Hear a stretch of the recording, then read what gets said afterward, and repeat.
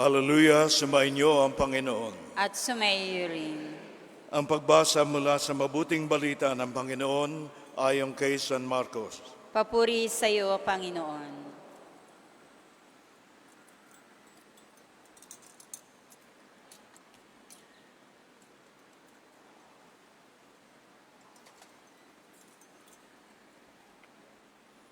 Noong panahong iyon, muling pumasok si Jesus sa sinagoga at naratnan niya roon ang isang lalaking patay ang isang kamay. Kaya't binantayan si Jesus ng ilang taong naroon upang tingnan kung pagagalingin niya ang lalaking iyon sa araw ng pamamahinga para may maiparatang sila sa kanya. Tinawag ni Jesus ang lalaking patay ang kamay. Halika rito sa unahan. Tinanong niya pagkatapos sa mga tao, alin ba ang ayon sa kautusan? Ang gumawa ng mabuti o gumawa ng masama sa araw ng pamamahinga? Magligtas ng buhay o pumatay? Ngunit hindi sila sumagot. Habang tinitingnan ni Jesus ang mga taong nasa paligid niya, galit at lungkot ang nabadha sa kanyang mukha dahil sa katigasan ng kanilang ulo. Bumaling siya sa lalaki at sinabi, "Iunat mo ang iyong kamay." Iniunat naman ng lalaki ang kanyang kamay at ito'y gumaling. Umalis ang mga Pariseo at nakipagsabwatan sa mga kampon ni Herodes upang ipapatay si Jesus. Ang mabuting balita ng ating Panginoon. Pinupuri ka namin, Panginoong Heso Kristo. Nagpupuri po tayo at nagpapasalamat sa Diyos at minsan pa ay nagkaroon tayo ng pagkakataon na dumalaw sa ating mahal na ina ng laging saklolo sa kanyang dambana. At bitbit natin ang ating mga panalangin, hindi lamang para sa ating sarili, kundi para sa ating mga kapwa. At buo ang ating kalooban na ang ating mga panalangin ay dinidinig niya. Kaya't nagpapasalamat tayo sa Diyos at sa ating mahal na ina sa kanyang walang hanggang pagkakandili sa atin. Ayokong palampasin ang unang pagbasa pagkat ito ay isang napaka-importanting istorya, hindi lamang sa bayan ng Israel, kundi para sa atin ding mga panahon. Ang tagumpay ng isang maliit sa isang malakas.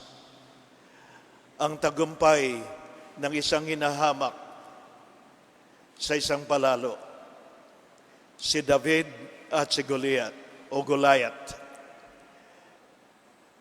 At ito rin ang panalangin ng ating mahal na Birhen sa kanyang Magnificat. Sinasabi niyang ibinagsak mo ang mga palalo sa kanilang mga trono at itinaas mo ang mga dukha.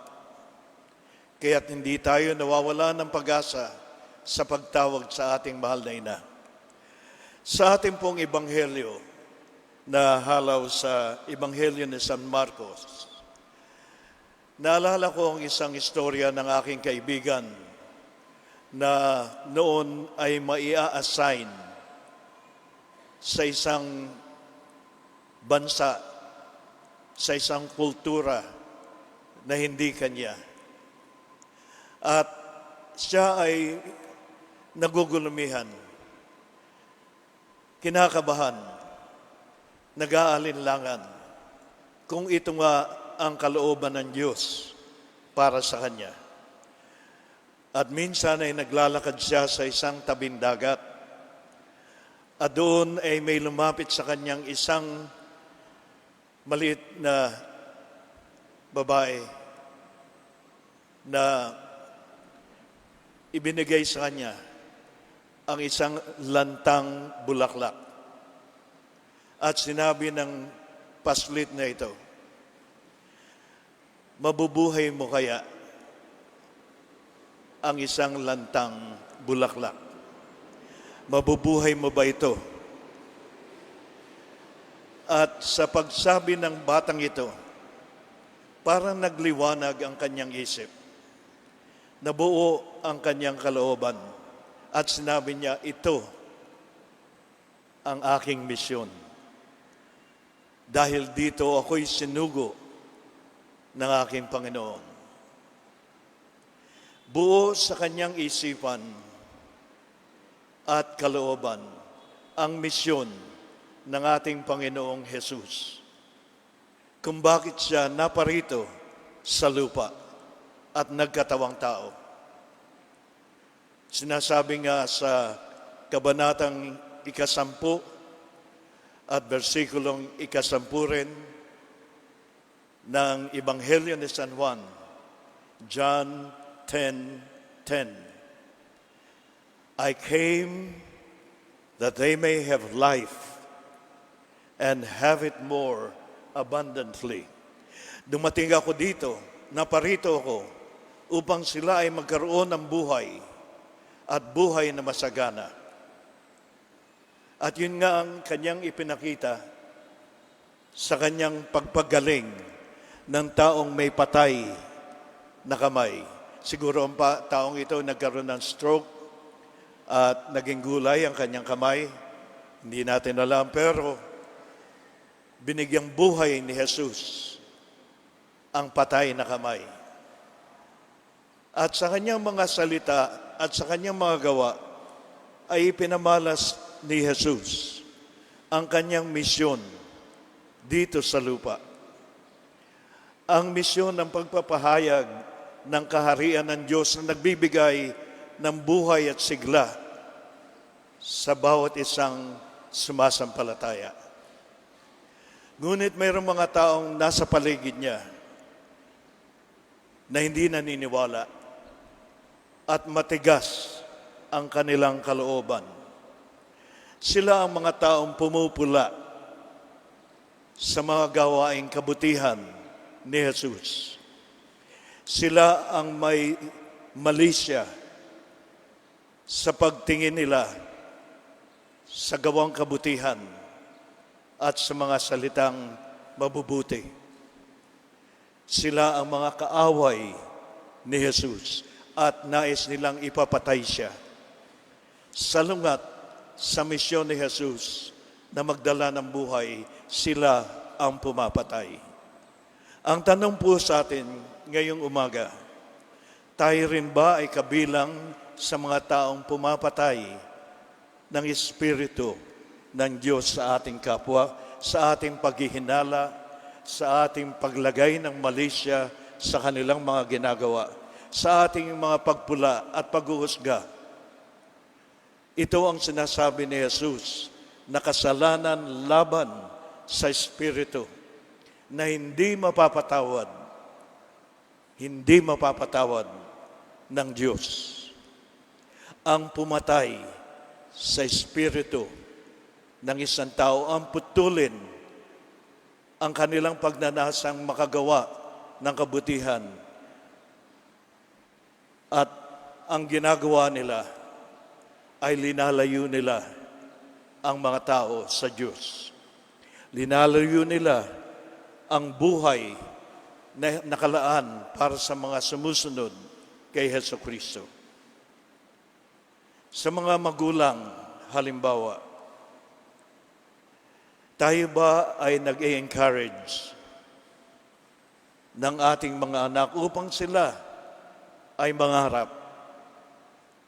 O tayo na rin ang pumuputol ng kanilang mga pangarap?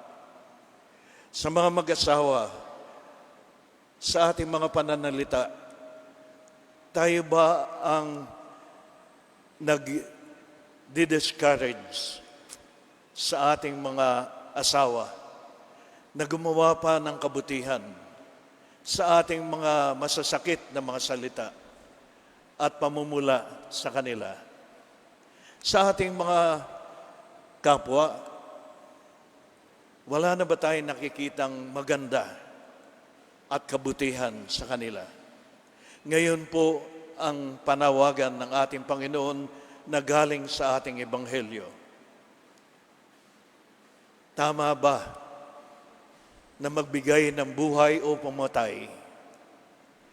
Tama ba kung tayo sumunod kay Jesus?